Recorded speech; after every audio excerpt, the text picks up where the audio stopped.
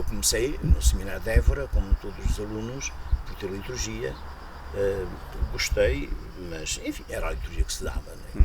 O padre que dava liturgia não estava formado em liturgia. Eu sou muito amigo dele, ainda está vivo neste momento, somos muito amigos, às vezes falamos nisso, né? E rimos-nos os dois, porque ele é meu vizinho, ele ia assim para de Mora e eu sou o pároco do Couce, ficamos ali a 10 km. Depois, mais tarde, então, fui para Estrasburgo primeiro, para a licenciatura, e depois mais tarde para a liturgia para Paris. Bom, e então aí, sim, então aí encontrei verdadeiros sábios que estavam metidos na reforma litúrgica, todos eles. A começar pelo Padre Junel, que é enfim, um expoente máximo da liturgia e um grande amigo pessoal de Paulo VI, tinha uma chave particular para poder entrar no Vaticano, sempre que o Papa o chamava de Paris, ele estava em Paris, e o Papa chamava-o de Roma, quando tinha um problema, e ele ia. Era verdadeiramente um pai e um filho. Ele mesmo nos dizia, eu considero Paulo VI como meu pai, e ele considera-me como seu filho. É de facto uma relação muito bonita. E aí sim, então em Paris, descobri o gosto pela liturgia. Mas curiosamente, devo dizer-lhe que não foi propriamente nos meus estudos de liturgia que eu descobri o espírito da liturgia. Sabe onde eu descobri? Com o Padre Zé Ferreira. Aqui no secretariado. Nós formámos uma equipa logo no princípio, uma equipa, enfim, de jovens naquela altura, jovem, eu não era tão jovem como eu, já tinha 35 anos nessa altura, 35 não, já tinha quase 40, o Padre Zé Ferreira também já tinha a sua idade, mas formámos um grupo muito unido. E então o que impressionava as pessoas, que nós naquele princípio, quando iniciámos o nosso trabalho no secretariado, primeiro formámos um secretariado que não existia em Portugal. Eu estou na origem do secretariado e o Padre Zé Ferreira. Depois começámos a organizar estes encontros nacionais, começaram então. Depois mais tarde começámos os encontros nas dioceses, que nos chamavam desde as dioceses de Portugal até aqui das ilhas adjacentes, da Madeira, dos Açores, Cabo Verde, Angola. Portanto, nós fomos a toda a parte, um pouco por toda a parte.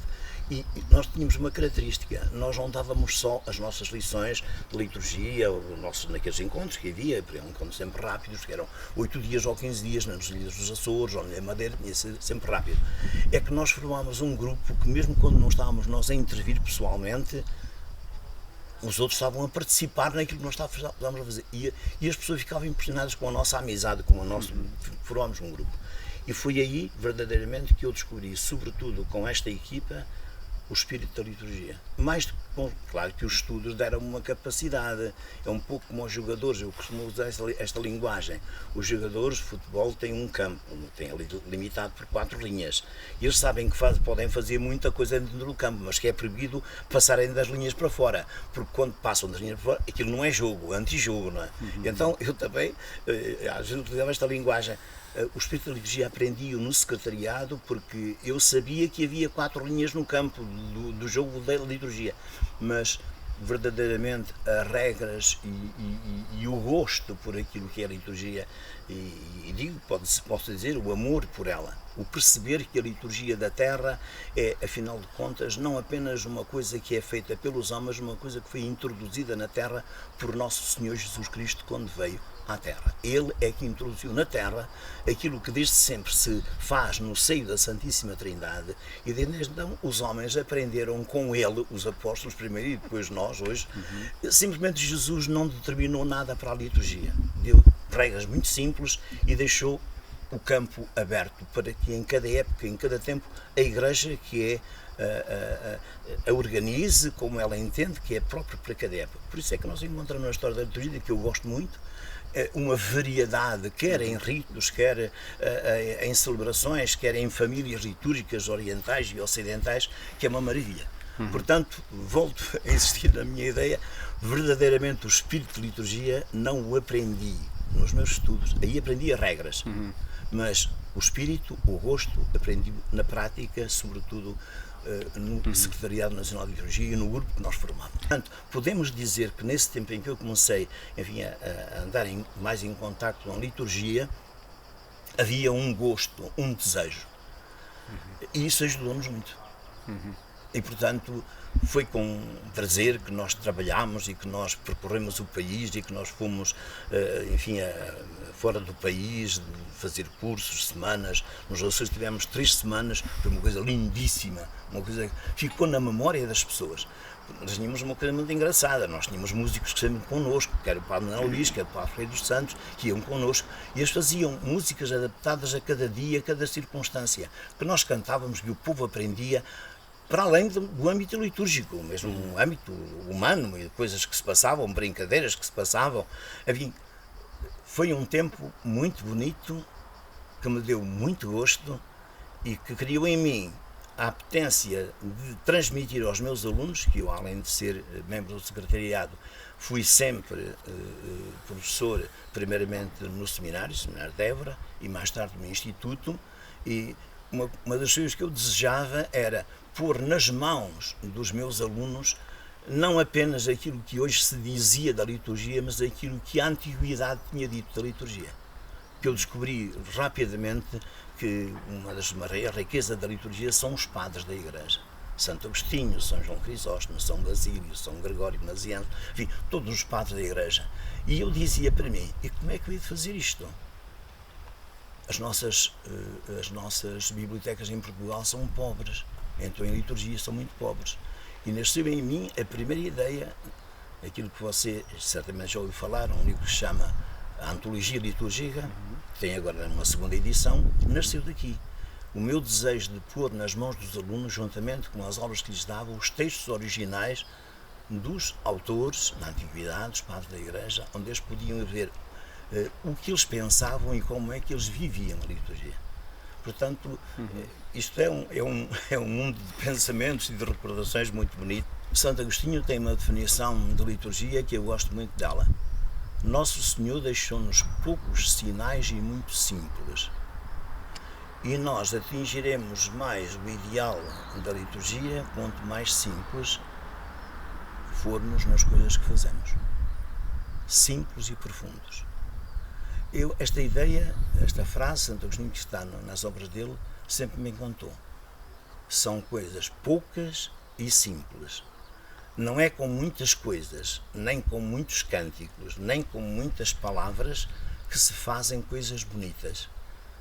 Aliás, eu depois mais tarde vim a descobrir que, relativamente à música, por exemplo, a Constituição Litúrgica dá os princípios e a Instrução Geral do Missal Romano veio depois dar princípios para o missal. E diz assim, em relação à música litúrgica, os cânticos mais importantes da liturgia são aqueles que dizem respeito às respostas que a Assembleia dá às saudações do celebrante. Dizem, isto é esquisito. Os cânticos mais importantes são estes. Então é quando o padre diz, o Senhor esteja convosco, e a resposta, Ele está. A instrução diz isto. Ora, penso que a ideia de Santo Agostinho se ajusta perfeitamente aqui. Não é, portanto, no cântico da entrada, por mais farfalhudo que seja, nem é no cântico da comunhão, por mais íntimo que seja. Não é aí que está o espírito da liturgia. Está nestas respostas pequeninas, sei lá, no fim da primeira leitura. Palavra do Senhor, graças a Deus. É aqui que eu vejo esta beleza e profundidade. As coisas que Nosso Senhor nos deixou são muito poucas e muito simples. E a ciência está em descobri-las e valorizá-las. Eu penso que nós já fizemos um ciclo. Quando digo nós, o grupo do secretariado que eu pertenci, hoje é preciso que venham outras pessoas com aquilo que a Igreja vai dizendo, porque ela não diz só isto, diz outras coisas também. Em cada época, pois, a sensibilidade do Papa Francisco não é a mesma de Bento XVI, e de Bento XVI não foi a mesma do Paulo VI. Deixe-me dizer, o grande Papa da liturgia, não foi ele que começou o concílio, mas foi ele que o terminou, e ele é a grande alma, é aquilo que, se há algum Papa em que nós possamos encontrar aquilo que é verdadeiramente a vida da liturgia, a compreensão, é Paulo VI. Um homem que tinha uma sensibilidade, um gosto, havia uma maravilha. E então, aquilo que eu respondo é isto. Cada época tem que ter os seus atores. Eu ajudei um pouco no meu tempo aquilo que eram as necessidades e as apetências da igreja, porque eu também eu não fui um franco atirador, nunca fui. Eu gosto muito quando me fazem perguntas. Há um livro que anda por aí chamado A Beleza da Liturgia, onde já também na segunda edição, com enfim, um número grande de respostas. E a minha preocupação é nunca fazer doutrina minha. Eu não tenho doutrina nenhuma. Eu sou um membro da igreja e gosto muito de responder naturalmente aquilo que eu penso, mas sempre tendo a certeza que aquilo está de acordo com o que a igreja me ensina e me diz para ensinar. Penso, no entanto, que os tempos de hoje são capazes de precisar de outros complementos, porque isto não é o fim. A igreja está no princípio, está a começar ainda. Ela, enfim, tem promessas de vida eterna. Não sei como é, também devo lhe dizer que não sei como é essas promessas de vida eterna, mas que as tem. Agora, como elas se vão realizar, penso que há de ser com as pessoas de hoje que vão descobrir esses caminhos. Eu penso sempre nisto. Os evangelistas que falam da Eucaristia são 4. São os 3 sinóticos e é São João que fala de uma forma que não é bem Eucaristia, mas fala da última ceia, fala do discurso de Jesus. Mas a forma como, sobretudo os sinóticos, falam da Eucaristia, e São Paulo na 1 Coríntios, que é o 4º texto muito importante, ao lado dos 3 sinóticos, dá a impressão que eles não sabem muito bem o que se passou na última ceia, porque eles têm elementos quase são disparatados em relação ao que diz o outro. Os meus professores ensinaram-me a interpretar isso. Não há aqui nenhum disparate. O que há aqui são textos que refletem a liturgia de 4 comunidades, 4 comunidades que receberam a mesma herança, mas que depois foram capazes de a manifestar com a sua sensibilidade e com as suas diferenças. E a beleza está aí. Portanto, eu até diria que o tal debate entre conservadores e progressistas está aqui. Eu penso, sabe uma coisa que lhe digo, Paulo? É preciso muita humildade e ao mesmo tempo muito conhecimento.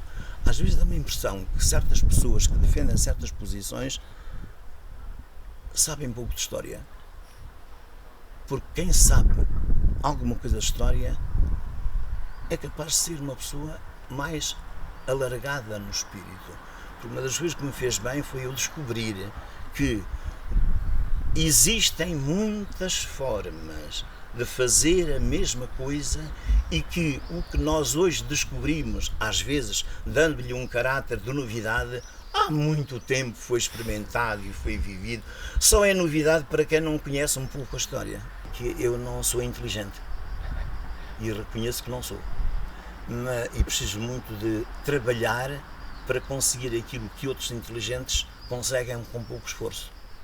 E há muito tempo eu me habituei a ter ordem no meu trabalho. Eu levanto-me todos os dias às 4 horas da manhã, todos os dias, sem exceção. Às 4 horas estou levantado, às 4h30 ou 5 horas no quarto, minha higiene pronto. Às 5 horas rezo o ofício de leituras.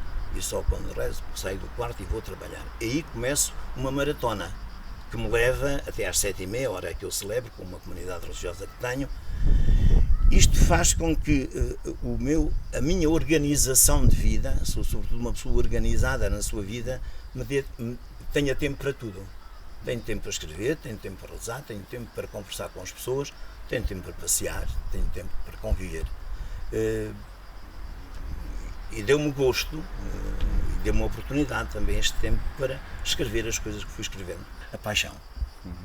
Se nós não nos apaixonamos por uma coisa qualquer, não vamos longe. A paixão é um segredo para todas as coisas. Naturalmente não pode ser paixão só. Tem que ser depois conhecimento. Uma paixão alicerçada num conhecimento. Um conhecimento que se apaixona ele próprio por aquilo que tem que fazer ou tem que ensinar.